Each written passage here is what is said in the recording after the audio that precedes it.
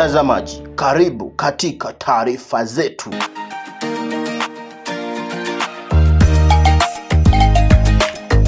Hivi leo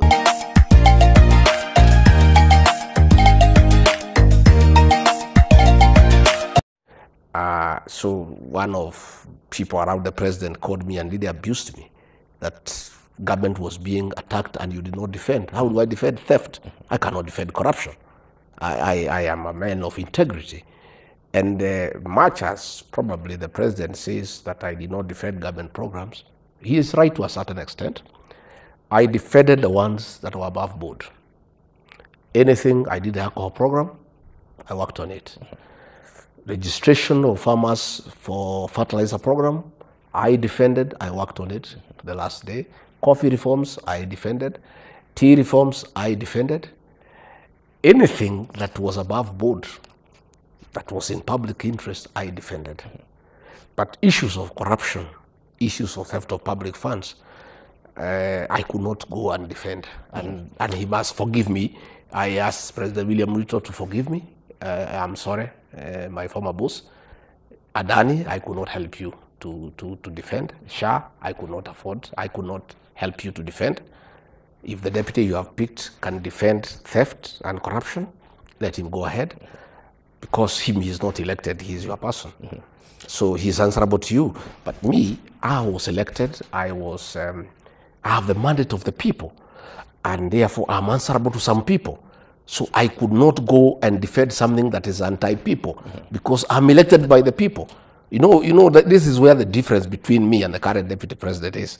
He is an appointee of President William Ruto. He must defend religiously anything the president says and wants because that is his employee. I was not an employee of President William Ruto. I was an employee of the people of Kenya. It was therefore right for me to fail to defend anything that is anti-people. All right. Rigathi Gachagua, Kenya's deputy president, has been vocal in alleging that the government is opposed to him, despite having undergone an impeachment process and subsequent acquittal. In a recent interview with Karanja from NTV Media House, Gachagua gives shocking revelation on what he said is the reasons why government is still following him even after impeachment. Gachagua has cited several reasons for this perceived opposition, which he claims stem from political differences, targeted prosecution, a politically motivated impeachment attempt, the erosion of the rule of law, and an attack on the democratic process. Was present in the meeting in uniform. As soon as I arrived, he changed into civilian clothes, was present during the fracas, and did nothing. You know? And again, I've told you, at the exit of the venue, one of the cars, green in color by the criminals, had blocked the road so that we could not exit, so that we were in a death trap, so that they just continued attacking us. And in the process, officers of DCI in the notorious Subaru cars that are unmarked without number plates, abducted, in clear view of everybody, Honorable Peter Mwathi and the MCA for Bibilioni. Peter Mwathi was taken round in circles for 8 hours before he was dumped on Bypass Road. The MCA for Bibilioni, who had spoken very strongly, was taken round and abandoned in Kenale Forest, where he has been picked and is now in hospital in a coma. So clearly, the police were part of this exercise. And I want to caution the state. I've been around for a while. I was in the Moi government. I was in the Kibaki government. I was in the Uhuru government. I was in Ruto government. I'm here and today. The use of criminal gangs to manage politics is a very dangerous thing. These criminals, after you use them as government, they don't go back home. They just continue committing crimes. From the pictures that are coming from Limuru, people are now calling us because they identify them. These fellows belong to a criminal gang that caused atrocities in the Mount Kenya region and Nairobi in the 90s and 2004, 5, 6. And what has happened now once the state gives cover to these criminals to engage in crime, purporting to manage politics for the state, they'll go back to their crimes. And they have already started going to matatu stages to collect protection fee, going to dowry payment demanding a 10%, going to hardwares demanding money. Once a government uses criminal gangs to cause mayhem like they did in Lemuru, beating innocent people in a funeral, and that young man called Erastus is a hustler. The parents are poor people. They came there and caused mayhem. Today, none of them has been arrested. So they get very embodied. And what happens to the public? If they can attack the second deputy president of the Republic of Kenya in full glare of the media during daylight, with machetes, with weapons, and nothing is done to them. So far, none has been arrested, despite the fact that these are people who are known even with the criminal records. Then they set upon citizens and start extorting money. And the citizens will panic because they will ask, if they can attack the second deputy president of the Republic of Kenya with police supervision, who am I? I want to say, number two, from where I sit, we have discussed with many people, and we are clear in our mind.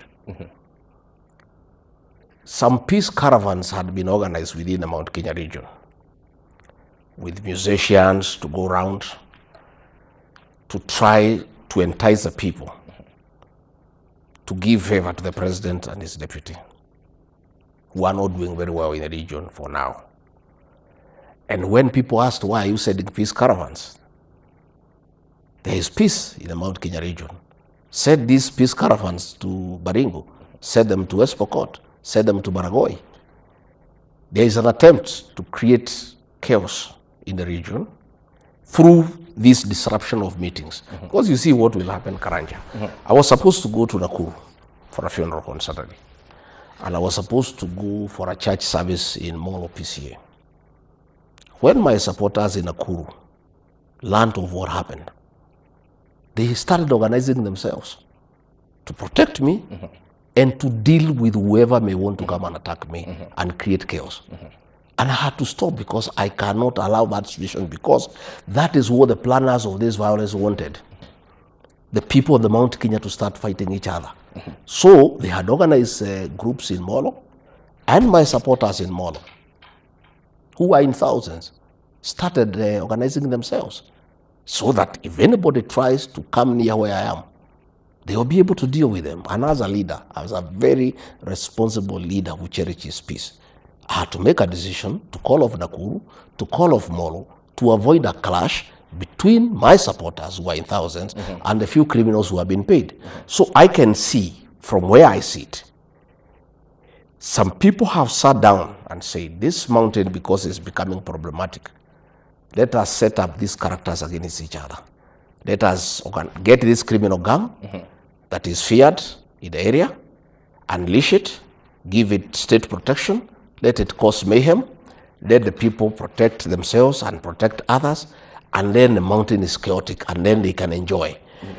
I want to appeal to our people, wherever they are. Even leaders have told them, because this criminal gang, after the Lemuru attack, they have started reaching out to leaders.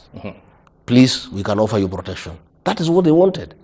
So that we have a situation where, for you to go to a meeting now, the state has absconded responsibility of its role to protect citizens, and now you are leaving leaders to look for criminal gangs to protect themselves. Like if I want to go somewhere now myself, I say, because what happened to Rimuru can happen, let me also look for other gangsters to protect me. And then you set people against each other. That is a situation that should never happen, and I want to caution the government to be very careful. When those criminals were brought in the 90s, they developed into something that was very problematic. Rooting them out was a very painful and costly affair. Whoever has sat down and decided that you want to engage these criminal gangs to manage politics, in the region, you are courting disaster, and you are starting something that you cannot stop. Political differences and disagreements. Gachagua has suggested that his political leanings and associations have influenced the government's attitude towards him. He is a member of the United Democratic Alliance (UDA) party, which is led by President William Ruto. However, Gachagua has had disagreements with certain members of the ruling party, UDA, including Ruto and his allies in Kenya Kwanza. These disagreements may have contributed to tensions between Gachagua and the government. Thank you for tuning in. Please subscribe to our channel, like this video, and turn on notifications. Leave a comment. Why do you think Ruto Kenya Kwanza government is still following and monitoring Gachagua's moves? Thank you for your support. Let's get more details. It is today. Is one, it was hurried. And there was no sufficient reason to move hastily from NHIF to the new program. And from my own reasoning, when I even looked at the mathematics surrounding that program, is that it would have cost us between 700 to 800 million to upgrade the system that was running the NHIF to make it compliant. Yet we are moving to a new program that is costing 104 billion shillings. And in my view, my very honest view, that's the crux of the matter. That is a rush. That is a focus, the 104 billion. And when you listen, Karanja, me, I'm a people's person. And probably many people thought that I'm a rebel within government. I was not a rebel. I was a deputy president of a popularly elected government that is answerable to the people. And in my view, we in government are the employees of the people. And the people are your employers. And their opinion counts.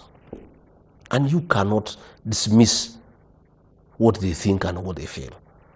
And that is why even members of parliament were accusing me of intimidating them when I told them to listen to the ground during the Finance Bill 2024. It's because myself, I do listen to the ground. And I take time to listen to what people are saying. If you listen now to patients, they are going through hell. One, in NHIF, you would pay 500 shillings for the whole family. Maybe say you have your wife, and maybe say 2 children like myself. 4 of us will pay 500 shillings for the ordinary people. Now, in this new program, it's each individual. So you find people having a problem with that.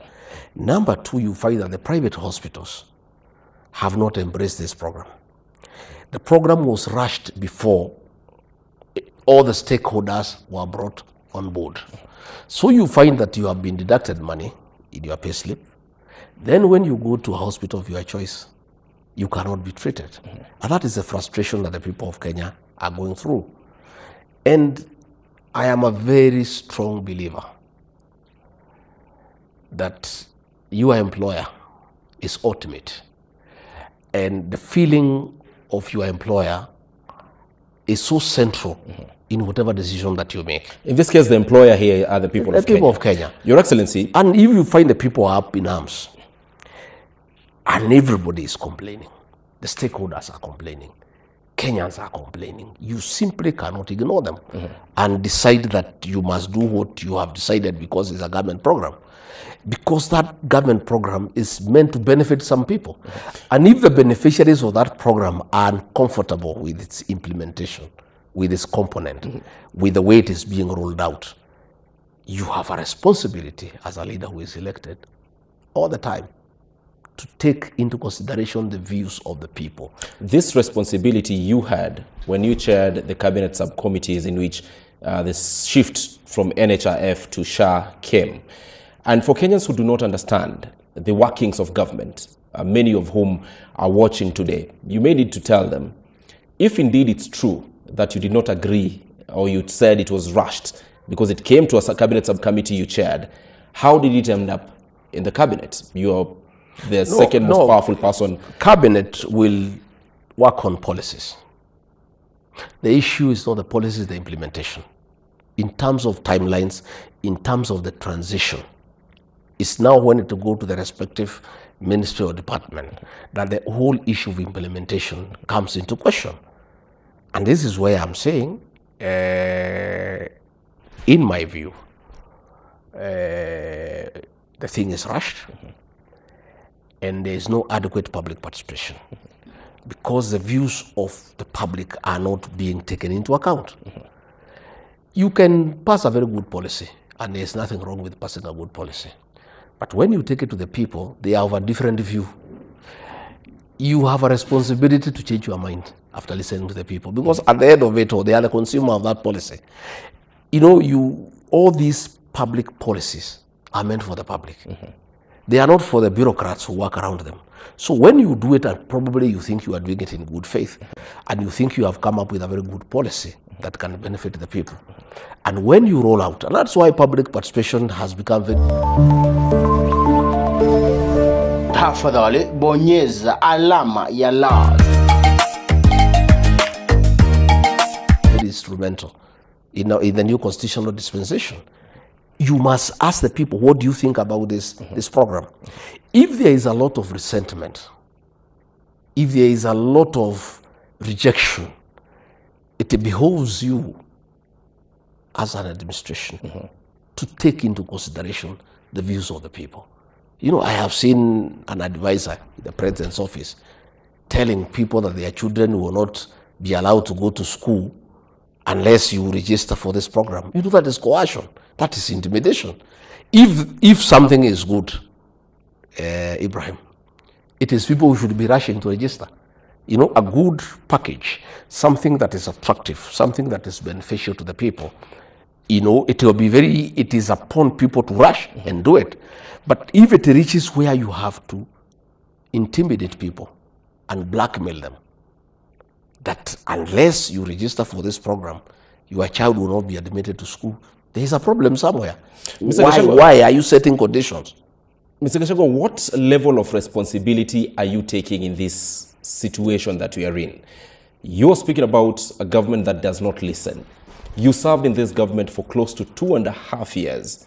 Are you surely lifting your hands and saying, I am not responsible for anything? Karanja, you had the charges against me in the Senate. These are some of the charges that were brought against me. Insubordination, because of saying, no, this is not right. I'm told I'm insubordinating the president.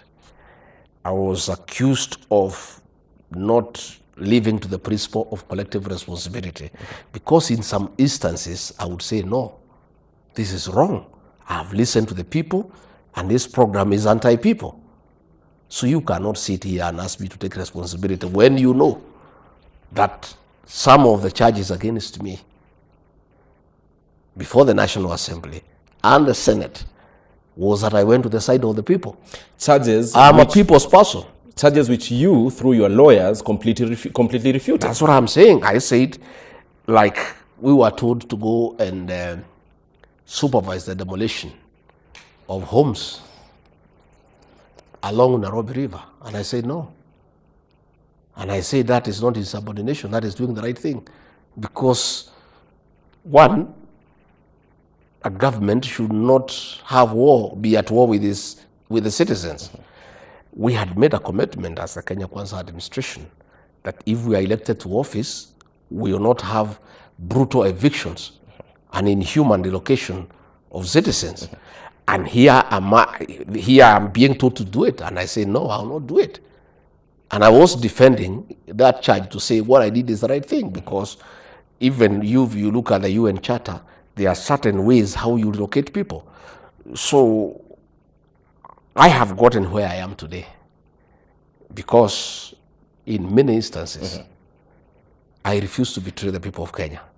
Gachagua said that he has faced several corruption charges, which he has maintained are politically motivated and an attempt to tarnish his reputation. He has accused certain individuals within the government of using their positions to initiate and influence the prosecution of cases against him. Gachagua has denied any wrongdoing and has vowed to clear his name in court. Serious money. And experts have told me that it was possible to improve the existing system that was in NHIF at a cost of between 700 to 800 million. Here we are spending over 100 billion. And from where I sit, when I look at the whole rush of this SHA shift thing, it is because of this 104 billion. That is where the issue is. And because in this you were in cabinet, who was tasked in handling this? Who was tasked? The Ministry of Health. Again, the president works here as a team of economic advisors who do most of the work with him before things can come to cabinet.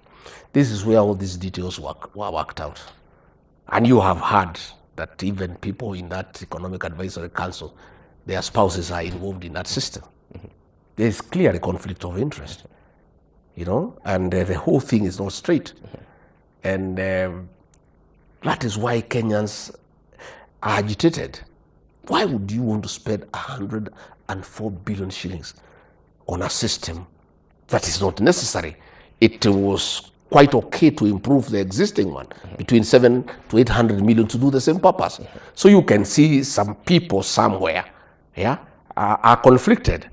And that is why the rush, because for this 104 billion to come out, the thing needs to be rushed.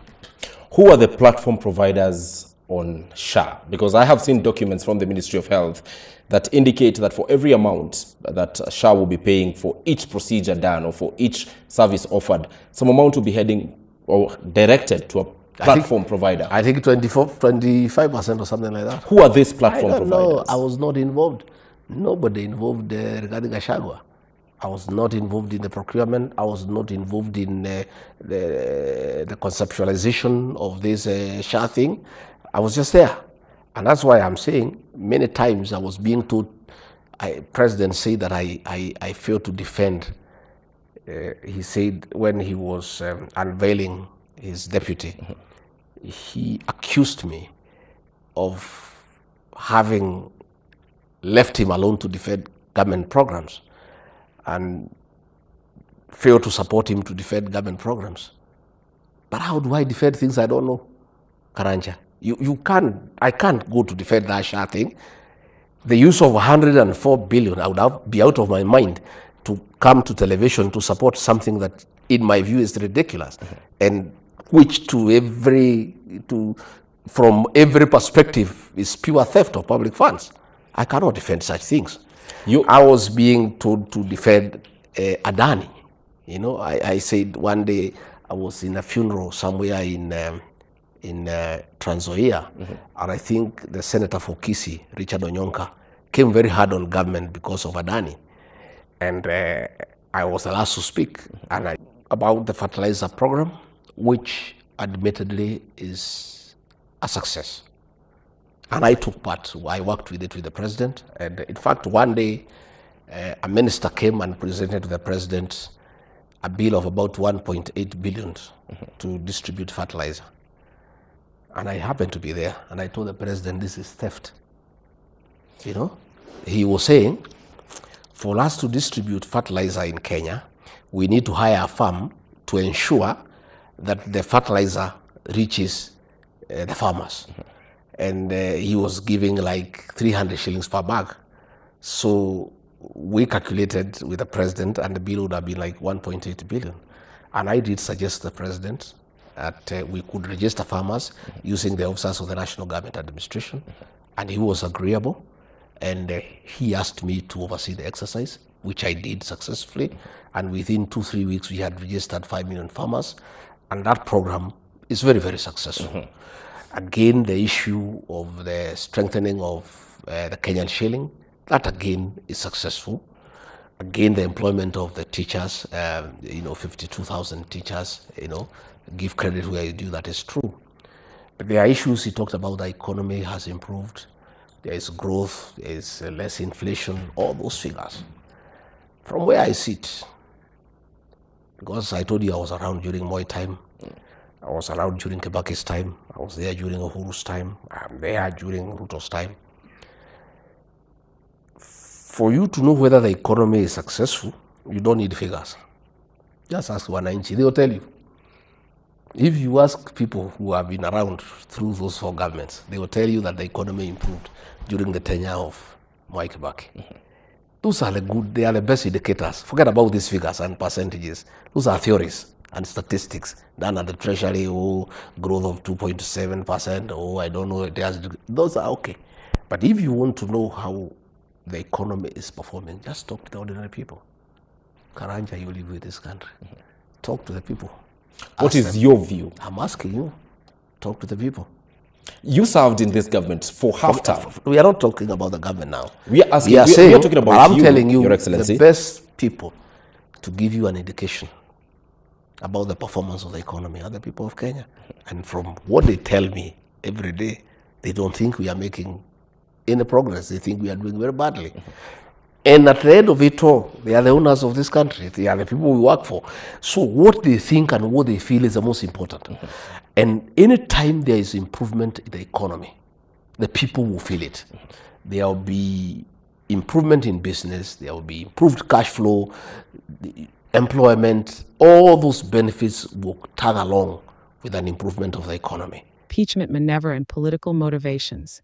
Regarding his impeachment, Gachagua has expressed his belief that it was an orchestrated move to remove him from office. He has alleged that certain individuals within the government, driven by personal or political grievances, sought to initiate the impeachment process without sufficient grounds. Gachagua has maintained that the allegations against him were baseless, and that the impeachment attempt was politically motivated. He argues that this undermines the rule of law and equal treatment before the courts. Gachagua has pointed to instances where individuals close to the government have been accused of corruption or other offenses, but have not faced the same level of scrutiny or prosecution. Attack on democratic process and institutions. Gachagua has suggested that the actions taken against him, including the impeachment attempt and subsequent investigations, represent an attack on the democratic process. And I can tell you, from where I sit, Kenyans are crying. One, for taxation. You know, I was with a police officer who told me all those things that were happening, because even them, they are very unhappy looking at his payslip, the deductions, you know. All the people with the payslips are very unhappy because the deductions are not corresponding to the service. Like now, this money for SHA and SHIF, people are deducted. When you go to hospital, there is no service. Again, we had a problem with the Finance Bill 2023 about taxation of primary agricultural produce, avocado, macadamia. So you find people have a problem. If you go to the small traders in Nairobi, in fact, if you go to Nairobi, Karanja, I would like you to take your cameras and yourself and go around. Most of the shops are closed down. There's no business. And that's a clear indication. If you want to know how the economy is going, go downtown to Nairobi, go to River Road, go to Taveta Road, go to Accra Road, go to Nyamakema, and you find most shops are closed. In fact, shops used to pay goodwill of 3 million. You are being called by the landlord, please take this shop. All right. There's no goodwill. Pay us whatever rent you can afford when you have it, but have the place opened. So I can say that we are not doing well. Those figures the president said, fine, those are figures. But listening to the people of Kenya, moving around the country, moving around downtown, we are not doing very well. And that is why I was being accused of not defending government programs. And I have given you the reasons that you can only defend that which you are part of. But if you are not part of that decision, if you are not part of that program, if your input has not been sought, if your views have not been incorporated, then it will be very difficult for you to defend that particular program. I've told the president countless times that the people of Kenya do not want a housing program. The people of Kenya are of the view that building houses should be left to the private sector. They revisit the tenure of President Mwai Kibaki. President Mwai Kibaki opened the bypasses, built the roads, installed electricity and sewage. And then the houses just came up. Just go through the bypasses so that you also allow the private sector to thrive. Again, people are of the view that housing is a very personal thing, and people should be allowed to build their own houses at their own time. And that is why you find, many people are not able to tell the president that truth. Many people are not able to tell him that truth. And that is why you found the other day when he was in Embu, he went to talk about that housing and people told him, no, we don't want it.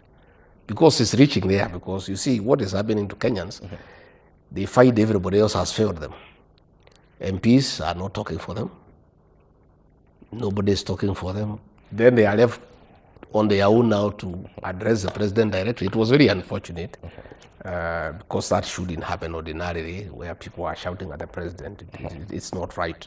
It was very awkward for me.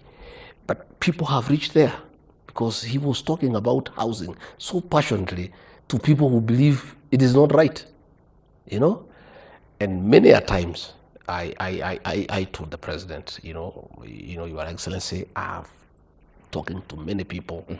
Professionals are talking to me, business people are talking to me, church people are talking to me.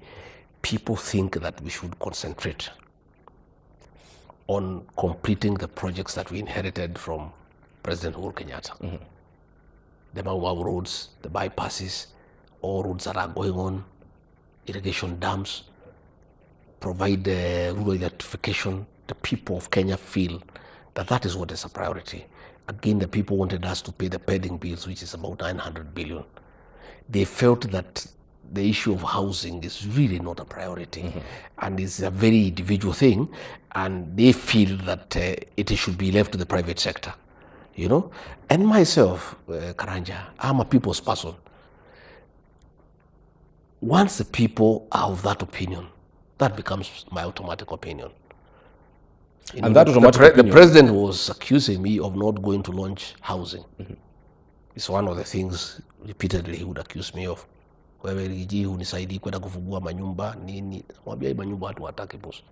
Sasa mimi sitaki kupigana na raia. Unajua hii wananchi ndio wametuajiri kazi. Mwambia rais, tumeajiriwa kazi na hii watu.